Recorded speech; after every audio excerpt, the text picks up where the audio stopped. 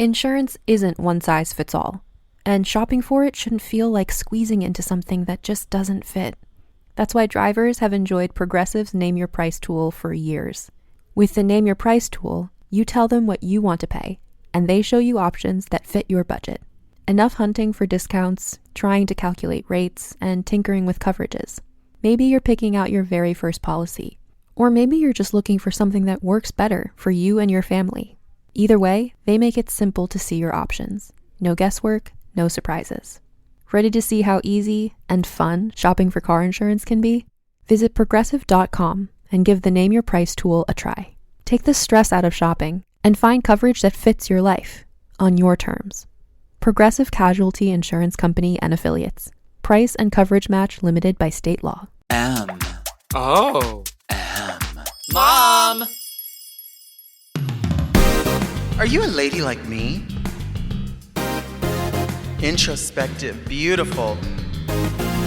Oh, are you intellectual like me? Beguiled by a bargain? You like wild times? Oh, like me? Are you serving the community like me?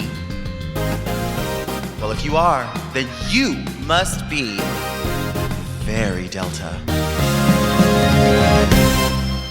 Hi there, I'm Delta Work, and this is Very Delta, a podcast where I look gorgeous, speak extemporaneously, and invite fascinating people to sit on the couch and tell me things.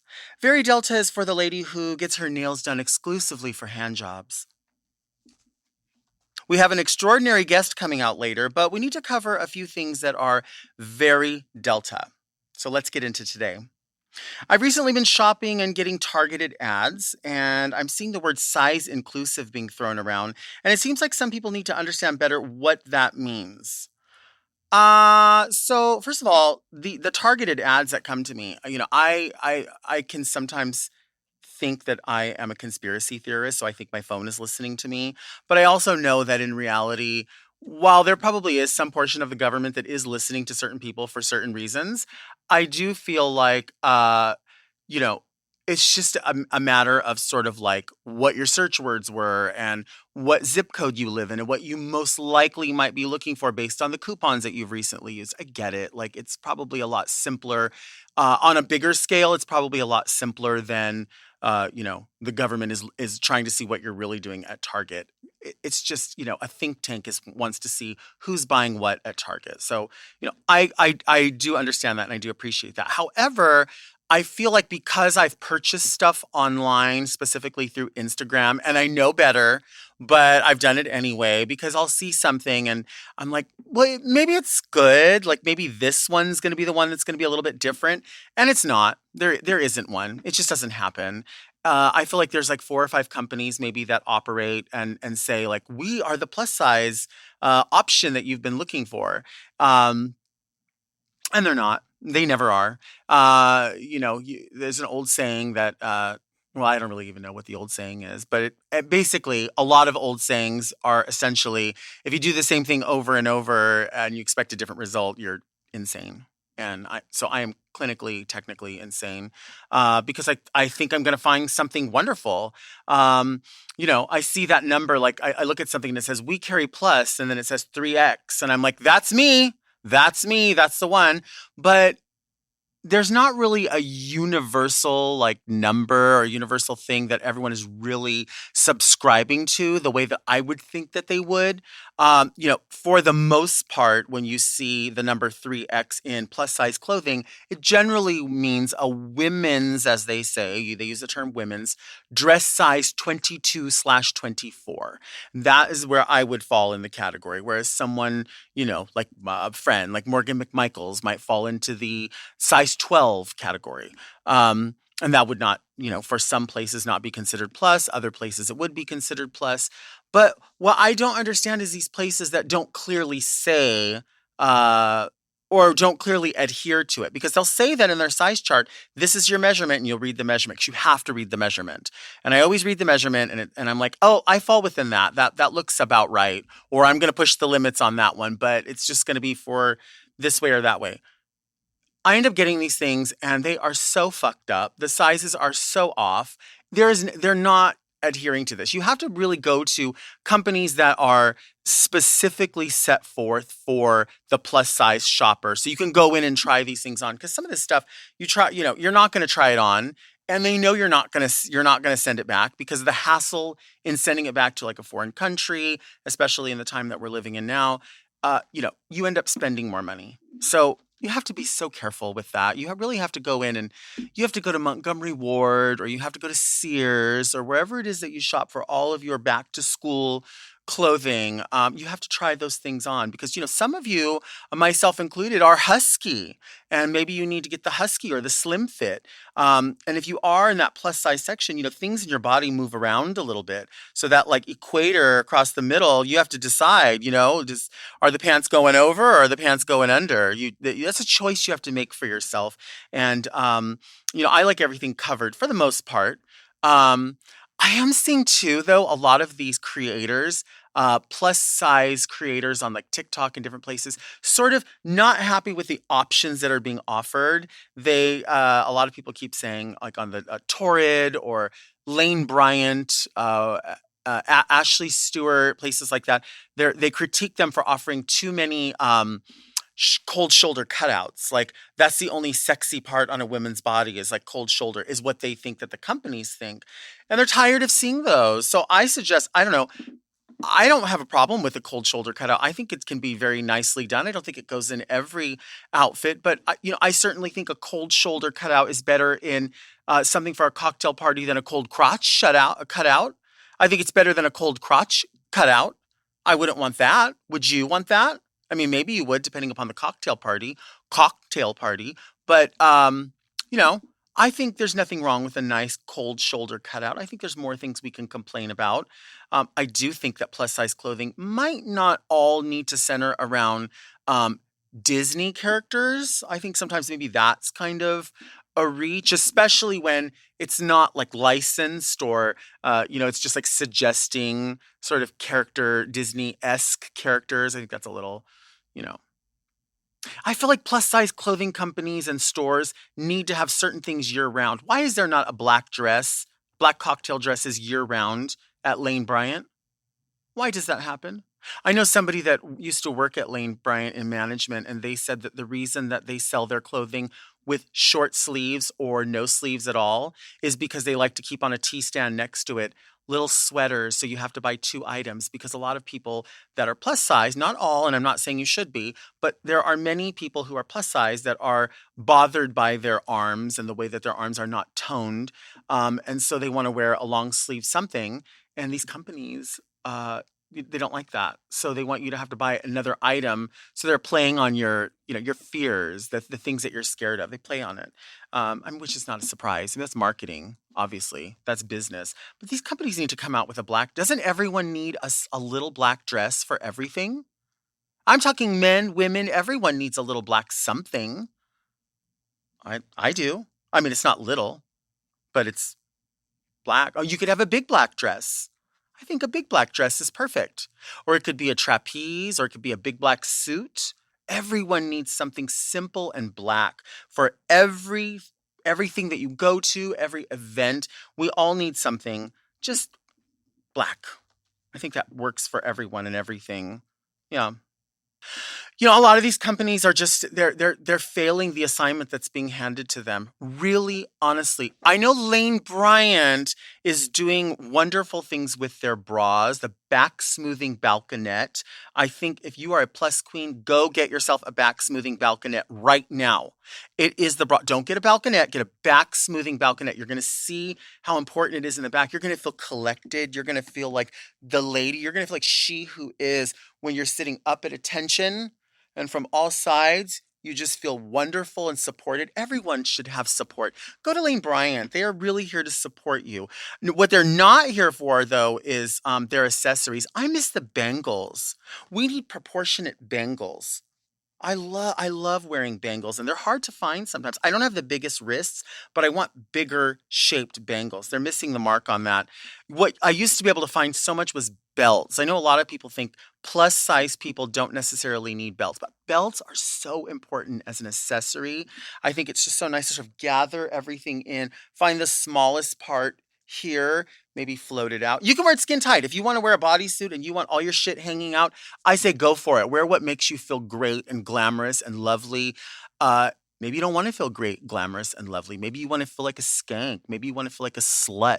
You know, the season is upon us. Halloween is coming. People are going to be dressed that way. And I say, go for it. If you want to be a skank and a slutty bitch, fucking do it. Who's going to tell you no? Not me. If you're a size queen, you're going to enjoy today's extra special guest. Our guest is Daddy from Hey Qween. We have the one and only Johnny McGovern here. Let's take a quick break and then we'll get into it with Johnny.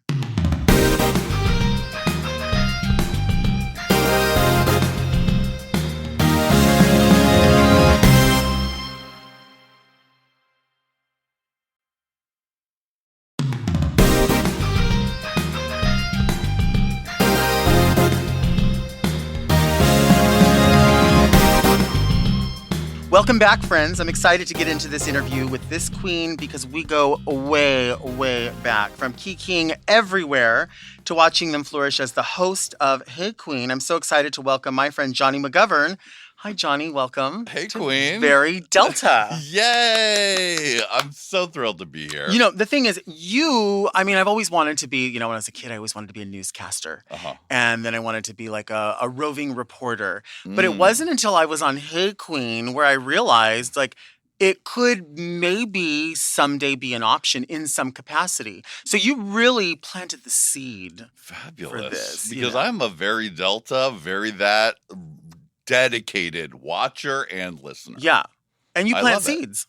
Well, what can I do? All I can do is inspire the world, Delta. What can I do? It's a small thing. Sow the gay seeds. Right. Mm-hmm. I mean, we go back not just exclusively, especially because of Hey Qween, but also our love of Lady Red. Definitely. We were connected with that because I knew Red prior to Red being on Hey Qween with you, and then we all sort of connected just at Hey Qween. But Red was just somebody who didn't just connect us then, but still connects us now, even though she's not here in this form. That's right. You know what I mean? Her spirit is all over the place. It really is. And definitely people still write me every day talking about how much they miss her. And of course, I miss her. And her legacy is there for hundreds of episodes of TV. I mean, so many times we lose people and they're gone and no one in the future will know how great that person was. Right. But Lady Red, she's there in her purest form forever. Yeah. So that brings a little bit of comfort, Yeah, and I think it was amazing that we got to see Red in that book. The drag book that just came out recently of drag legends and also what was the mag? Harper's Bazaar. Yeah. Cover of Harper's Bazaar. And she got to enjoy that while she was alive. That came out and that was precursor to the book. So she did get that. I wrote a song about her called, Flowers, because after she passed, there was just such an outpouring of love from so many people. And I know she was still struggling in real life. It's not easy to be an independent drag performer. It's not like Hey Qween was on NBC, so we were rich. She was still struggling in a lot of ways. So it was hard to see, so many people giving her all the attention that she deserved when she had just been there a couple weeks before, wondering I would have to do this job or have to do this to pay the rent, So it was nice that she got those flowers before she passed. And I love the fact that, one of the songs I grew up with as a gay kid was Nothing Going On But the Rent. Yeah. And it's interesting to watch now young, new performers, new to the scene that are excited to hear other drag entertainers' songs. And I have seen so many perform Nothing Going On But the Rent. Version by Lady Red. Yes. I mean, it's like in that way, there's just so many ways you look at something and you're like, that person's still here. Yeah. This is still here. This legacy lasts. Yeah. Forever. Yeah, she and I were really creative partners. I kind of was like her creative director in a lot of ways because I would be always motivating her, being like, we got to record an album, we got to do a single for you. And that was my idea to do that song. And her vocals on that just fit. Right. And of course, Adam Joseph produced it. So it's great that album's there and all of the Hey Qween legacy is still there for people to discover her all over again, Yeah, for sure. All of it. How did you two like really get your momentum going with Hey Qween? When did you start Hey Qween and then get your momentum with Red? Well, I met Lady Red at Hamburger Mary's at a Calpurnia show when she was doing one of those gospel numbers where she would exit out on one side and the audience would think it's over, and then she would run around the back and then appear out of the other one. Right. And I fell in love immediately. I wrote her a song that we did together, and we just started to become friends. She was on the Dickmatized video. Yep. And then when I got the offer to do Hey Qween, I was trying to just conceptualize, like, what will this be? Like, originally I thought it'd be like Charlie Rose, like just me and a guest facing each other. And I would say, Hey Qween, and they'd say, Hey Qween, and that would be it. Then I thought of the idea of Lady Red kind of there for me to chat with in the beginning, and then as a presence there for the whole show, that kind of really solidified how I wanted the show to go. And it was the basis of what made the show work for so many years, is our chemistry. And it wasn't like you were just coming into a random place with just me. Like, there was sort of both of our histories, both of our legacies, and the vibe that you came into sort of our world, our Hey Qween world. And we just started doing it, in front of some screens at a studio where they were doing a lot of different shows. Right. And, luckily RuPaul and Calpurnia were the first guests. Right. And that was at a very rare time when you could still just email RuPaul and be like, hey, do you want to do this? And he was like, yeah, sure, be there. Right. It's very different now, obviously. Yeah, and I mean, now we're in 15 seasons of Drag Race, one on every city. I mean, it's like Starbucks. Yes. It's everywhere. But Hey Qween is a place where people sort of get to tie up loose ends, I think. I feel like it's a place where you get to go and talk about things that you didn't get to talk about on Drag Race, or things that happened to you after. It's such a magical, there's just like a library that people can look at of that. I mean, you've made such a profound effect, don't you think? Definitely, the library of Hey Qween is rich, and it happened at a time that I don't honestly know if that time is possible anymore, where there wasn't that many outlets for the queens to go to tell their full story beyond what was in the edit. And also, obviously, Hey Qween wasn't just Drag Race; it was other LGBTQ people. But for me, the whole thing was important to have gay people, queer people, trans people tell their stories, right? And have that on record forever. And especially for the Drag Race girls, getting your story on record was important when the show wasn't as big and they could just talk to Entertainment Weekly, right? The night of the show airing.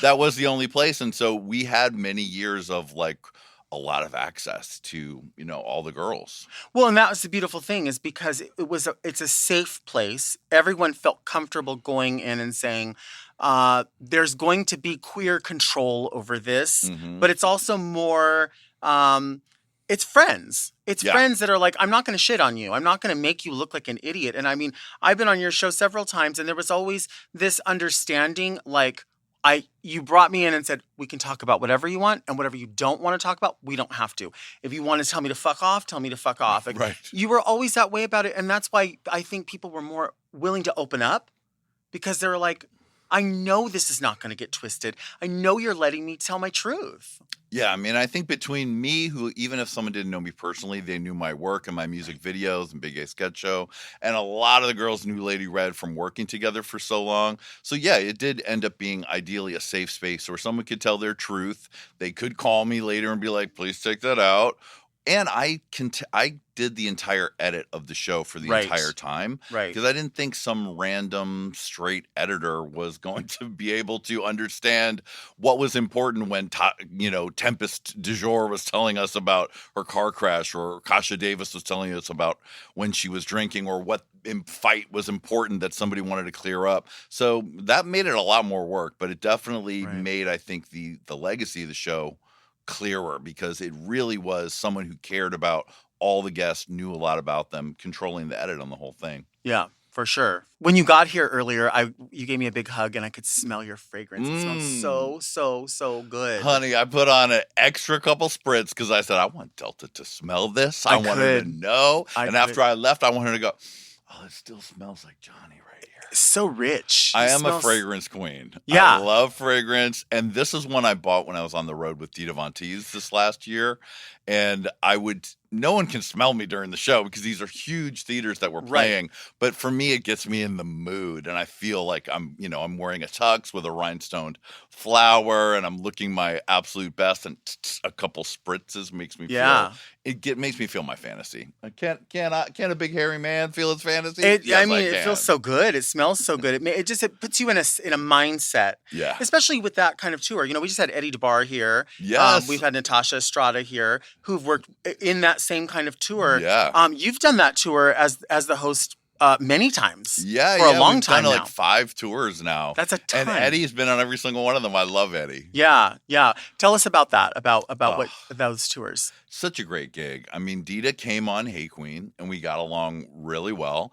And I really thought that was it. And one day she emailed me or Instagrammed me and was like, hey, do you want to host my tour? Like, it was no big deal. And I was like, do I ever? And, Dita has built up a huge audience of dedicated fans. And really what she does on stage is the most glamorous, the highest level of burlesque, where like every, crystal on the side of the props are hand done. Her, Mr. Pearl's doing the corsets, Louboutin's doing the shoes.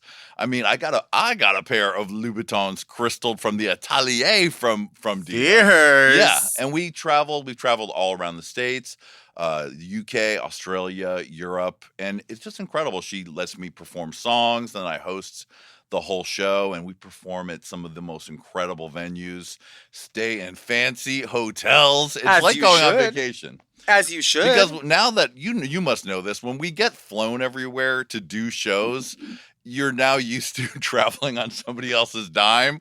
And so now the thought of a vacation that I would pay for myself, outrageous. Right. So it's kind of like a vacation. You get to see the world in the most lovely way you possibly could. Full of adoring fans. It's really, really beautiful. Well, I mean, it's what you do. I mean, you were built for that. I mean, you can sit behind a desk and do this, which is, this is, I keep looking at you and I keep thinking about you. And this really, I keep going back in my mind to the fact that it's weird to be here and you there and vice versa, because really, Johnny, you were the person that made me realize I could have something like this and do something like this. Yes, in another way, it was facilitated, but it was you really who planted that seed. And so now when I hear you talk about traveling and hosting something, it's like, maybe that's an option. Maybe that's an opportunity in another way. You really do inspire a lot of people that without knowing that you're not trying to do that. You just do it.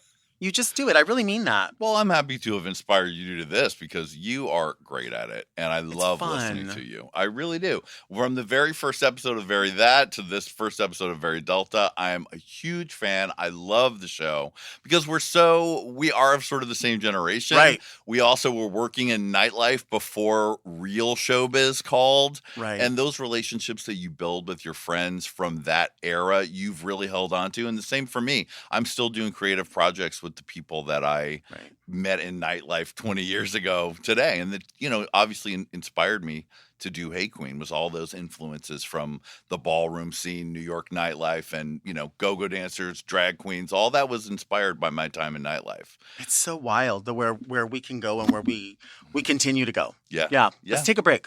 Okay.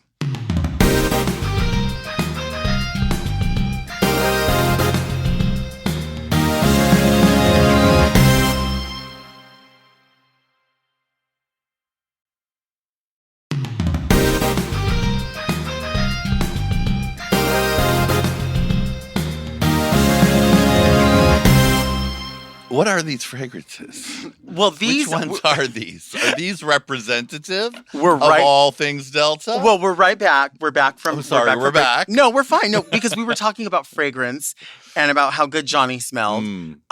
These. Okay, so this is like TMI, or maybe this is kind of ridiculous, but I picked out these ones specifically for your interview because I usually change them for the person. Fabulous. So I was like, this is going to sound very overthinking, but that's what I do best is overthink and then get no result.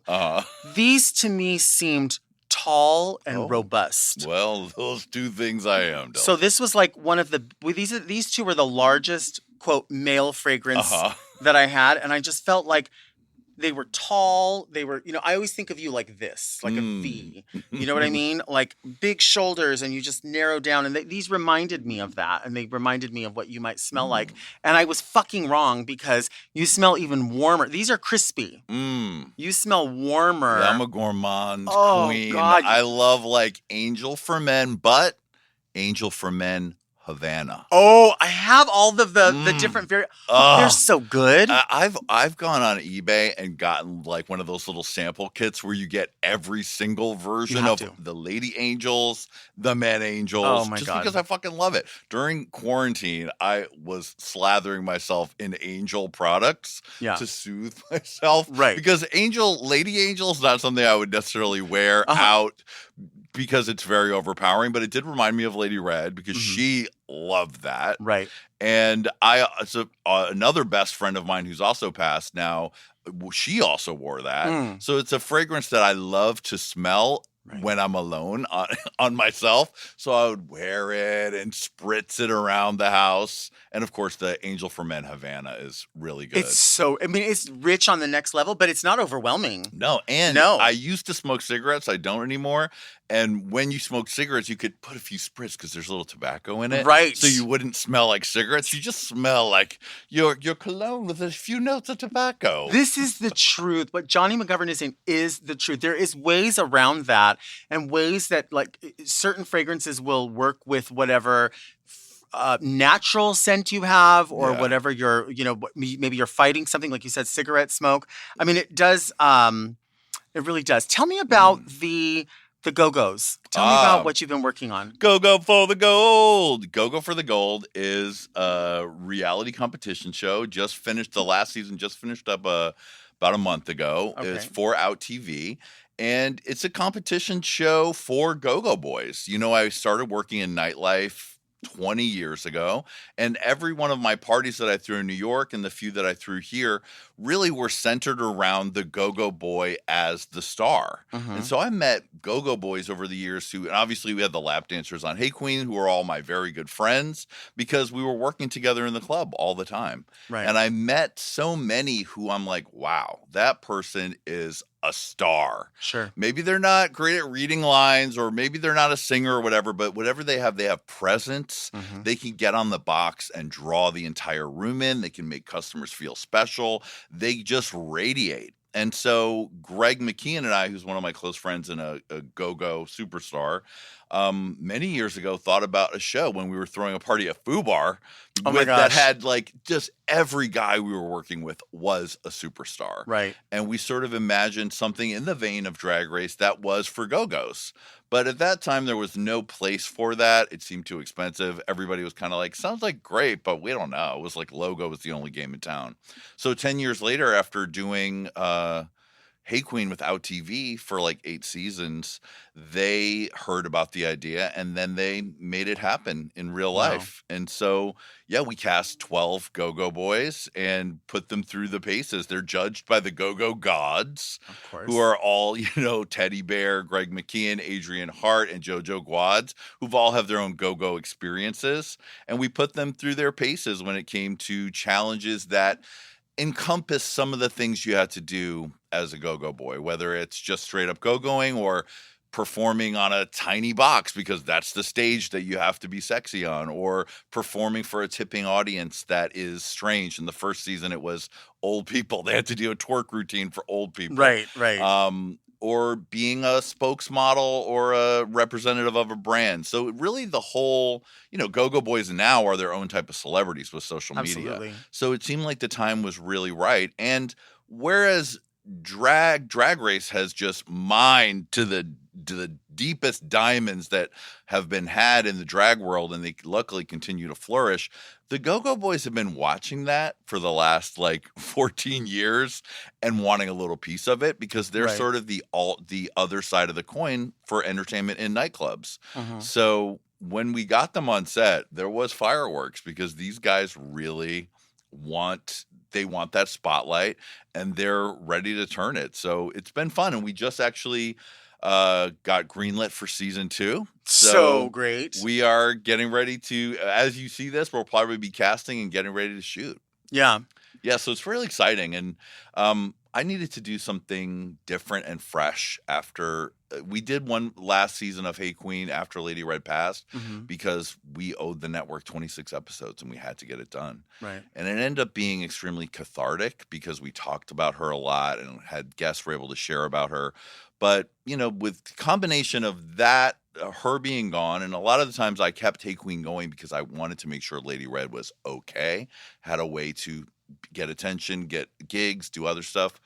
And, you know, drag race contracts are much more strict. It's not like I can just call people up now and have them come on. There's a lot more control. Right. So Hey Qween is a little less immediate than it was before, where I could pretty much call anybody up and be like, you want to come on? And they can do it. Sure. Now we're competing with Entertainment Weekly, Entertainment Tonight to talk to them.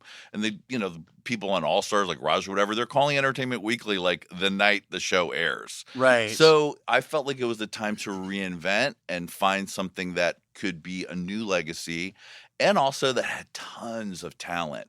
And also an important thing on the show for me was not just to have 12 like musclehead guys, but to show all the different varieties of people that are sexy. So we had a guy like a skinny twink in heels. We had a trans man. We had bears. We had jocks. We had a whole variety of guys who were sexy. And really none of the competition was judging on body. That was important for me. It was about performance. It wasn't like we were like, well, you didn't look good. None of the judge, that never came out of anybody's mouth. It was really about these people and their star quality and how they were able to handle the challenges and how they managed to rise to the top. I mean, that's what's important about the show itself is that not just are we able to see something like, so we would always see go-go dancers in clubs, right? And they would always, in the past, be considered the color in the club, the decoration. But this is somewhere where we can see highlighted the actual talent and all the work that goes into this and the cultivation of a personality that goes with what kind of entertainer each one is. That's what's so important. And it adds to this conversation and allows for the conversation of what is sexy? Who is sexy? Why is that sexy? And how, you know, fortunately that we're living in a time where we don't have to explain why we're attracted to something or why that's what you want forever or why you want that just for tonight. Like you can have multiple things that you find sexy or you find attractive. And the show really does highlight that not just that there's entertainment, but it really showcases that how many different personalities are really out there entertaining. Yeah. There's so many different people involved in nightlife. So much star quality. With so many stories. Yeah, exactly. For sure. Yeah, so you can watch the entire season right now on Out TV at outtv.com, or they actually have an app through Apple TV. So you can just go on the Out TV app. I think it's like, $2.99 a month. So you can get the entire series right now. Have you ever go-go danced? No. What? Definitely. If you had to if you did have to go dance, what would be something you would wear? Or hairy and scary.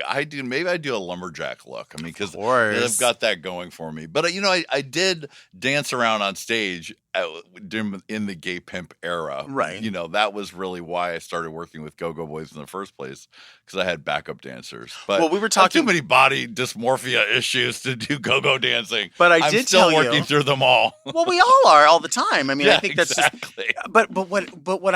When you got here, I was talking about this Instagram account called like Hot Victorians or something like that. Mm-hmm. And I always think you look like you're from another time. Like, even though you're modern and you're dressed modern and all of that, I always think of you in like sort of a Victorian frame, right? And your face, because you look so distinguished and because you're so tall. I've never been a tall person, so I always admire tall people. They loved casting me in Chekhov plays when I was in acting school. I bet.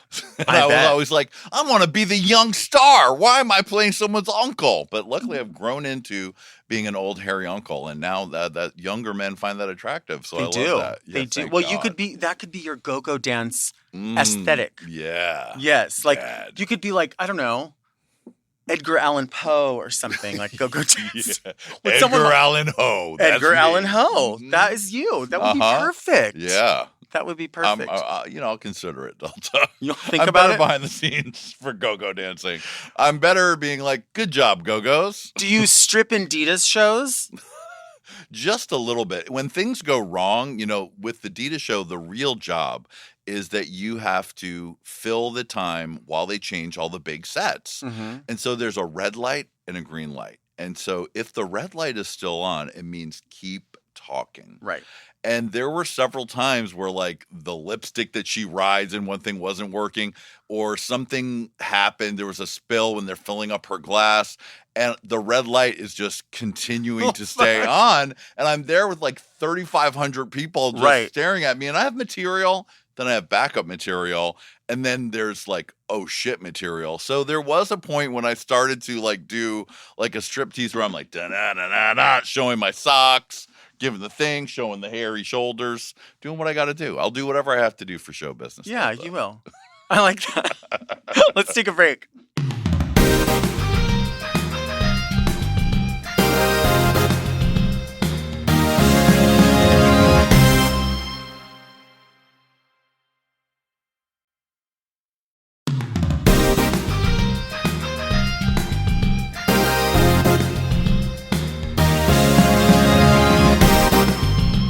I do love designer upholstery. Yeah, if you like, you'll love. Primo. We are back with John. You remember Primo? Primo, if you like Giorgio. If you like Giorgio, you'll love Primo. And Lady Red and I used to hunt for what Morgan McMichaels wears, which is if you love Angel, you'll love Cherub. Cherub. It's something like I always something harass like that. You'll love Cloud Demon or whatever. Right. Cloud Demon. That is Morgan. She is a Cloud Demon for sure. So I love a good fake fragrance. It's like those that when the names come out for the Halloween costumes that are like, funny names. Oh yeah, when they're ripoffs and they have to name it something like Campground Murderer because they can't use Jason. Right. Because they can't get that copyright. It's always like that.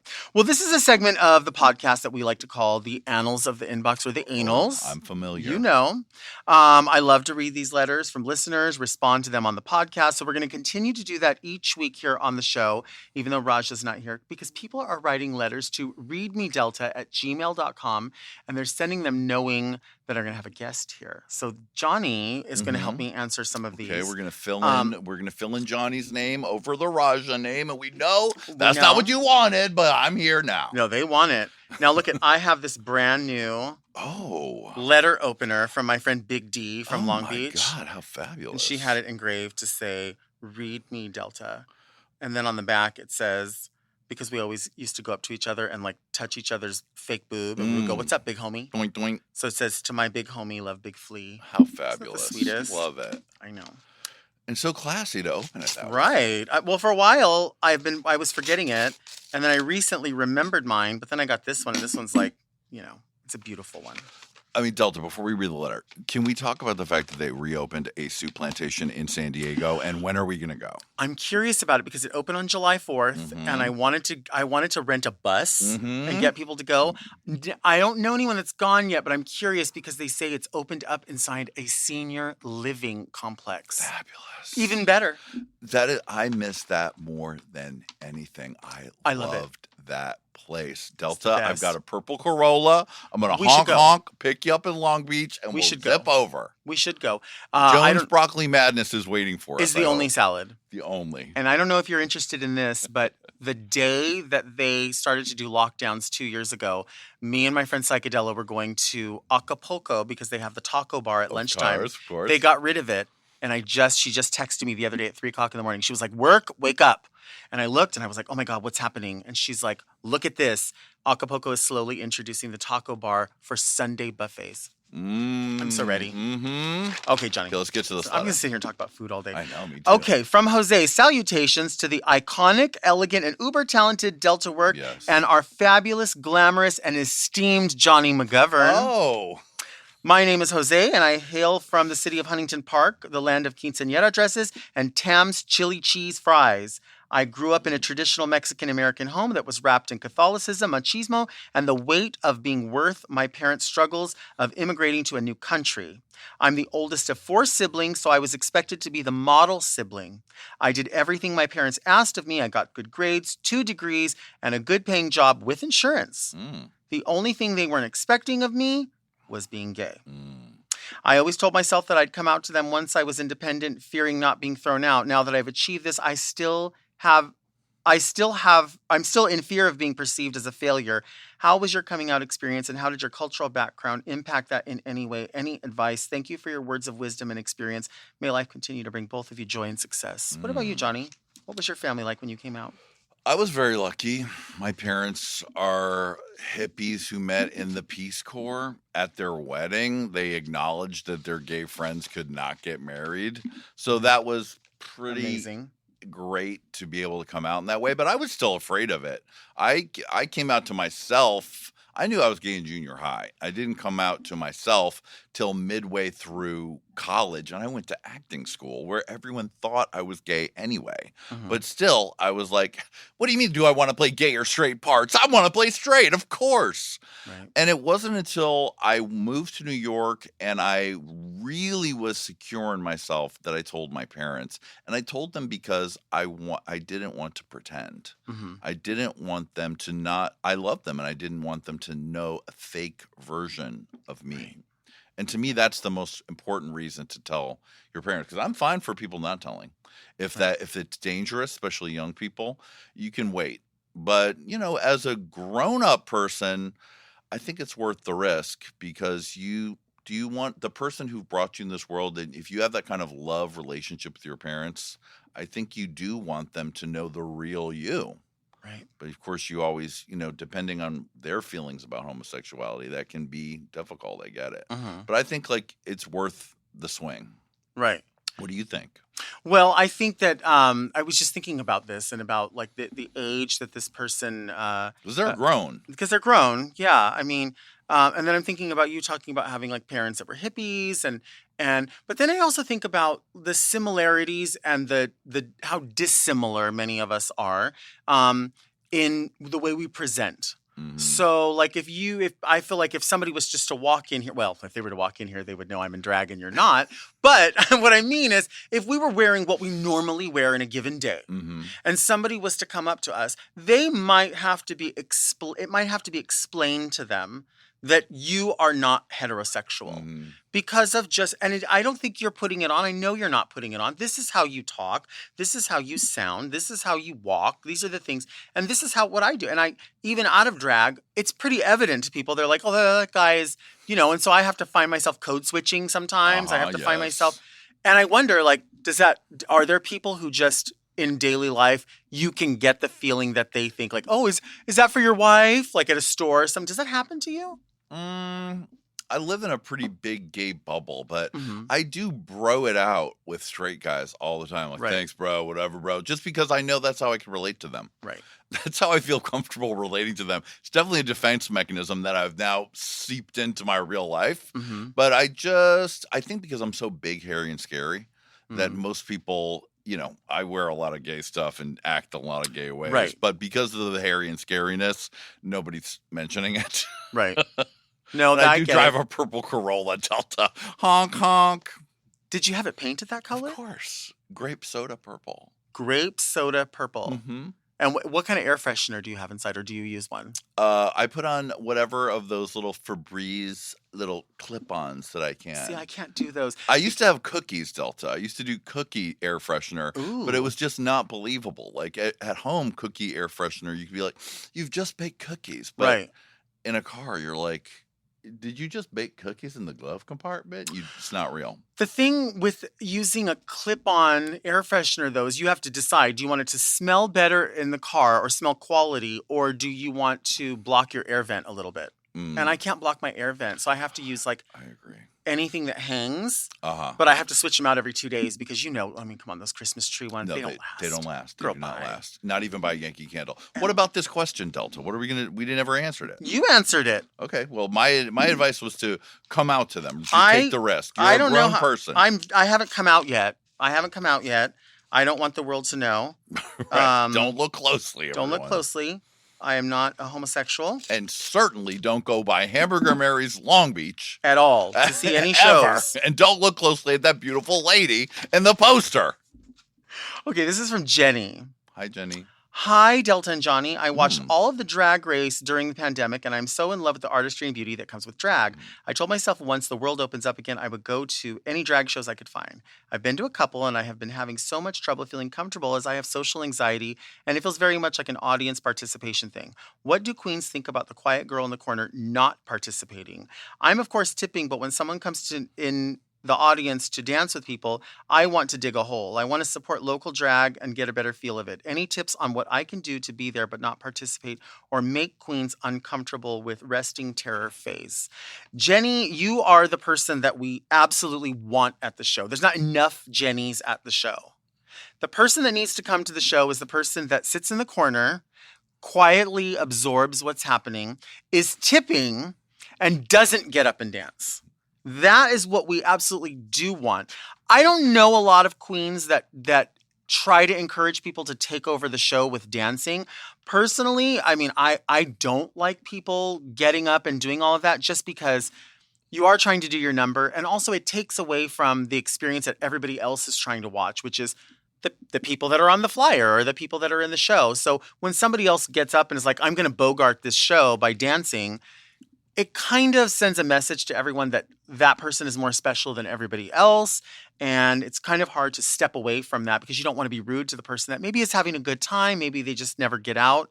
I get feeling socially awkward. It may seem like drag queens, because they get in drag, they're excitable and they want to go out and be seen by everybody. But honestly, when the drag comes off, like I have a lot of social anxiety myself. I don't go to a lot of places that don't involve me being in drag, just because if people know me because of the drag and they don't see me in drag, that barrier is not there to have carte blanche to say whatever, to do whatever, to give sort of these finishes and this way of speaking, because I'm a quiet person at home. So I know what that feels like. We want you and your personality at the show, Jenny. You're doing nothing wrong. You're doing everything right. You, by sitting and enjoying and letting us do what we're doing, is exactly what we need. And you've seen these shows. The perfect audience member, a quiet person who doesn't want to pull focus and tips.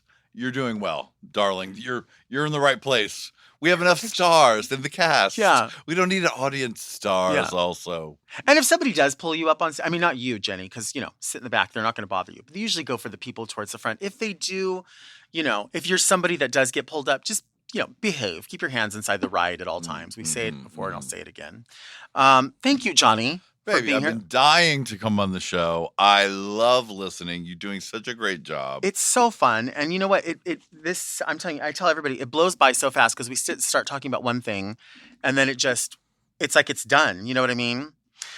Thank you all so much for listening to Very Delta, and a special hello to everyone watching the Mom Podcast's YouTube channel. Very Delta comes out every Monday right here on the Very That podcast feed and on YouTube. If you're new here, I would love for you to subscribe to ensure that you do not miss an episode. And if you'd like to send me a question, a comment, or any type of communication, email me at readmedelta@gmail.com. You can follow me on Instagram at DeltaWork. And where can we find you on social media? Well, I do my own podcast. I started my podcast in 2006, Delta. Way before any of us were doing this. Yeah, once again, 10 years early to everything. But I'm now doing it exclusively on Patreon. So if you go to patreon.com/gayestofalltime, I'm podcasting up to 3 times a week. We talk about gay stuff, pop culture, drag, sex, all of it. And if you listen to my podcast over the last 10, 15 years, all my close friends, Eric Couture, Adam Joseph, all the rest, they still do them with me. So, why do you have so much to say? How do you do that? I've been doing it for a long time. And you know what? I use it as an opportunity to socialize with my friends. We've been doing podcasts together for 15 years. Yeah. So what other way do you have a great long conversation about so many things with your friends? Yeah, especially at a gig too. People are like, do we only hang out at gigs? Yeah, kinda. Yeah, and I find that it's great social time, and the audience has been with me for so long. So join me, patreon.com/gayestofalltime. Bing. Love it. We'll see you next week. Mwah.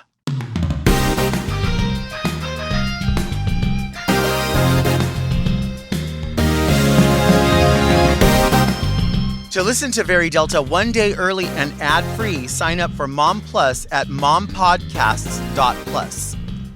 Very Delta is produced by Moguls of Media, a.k.a. Mom, Hosted by Delta Work and produced by Maxwell Esposito. Engineered by Margot Padilla and editing and sound design by Will Pitts. Executive produced by Willem Belli, Alaska Thunderfuck, Big Dipper, and Joe Cilio.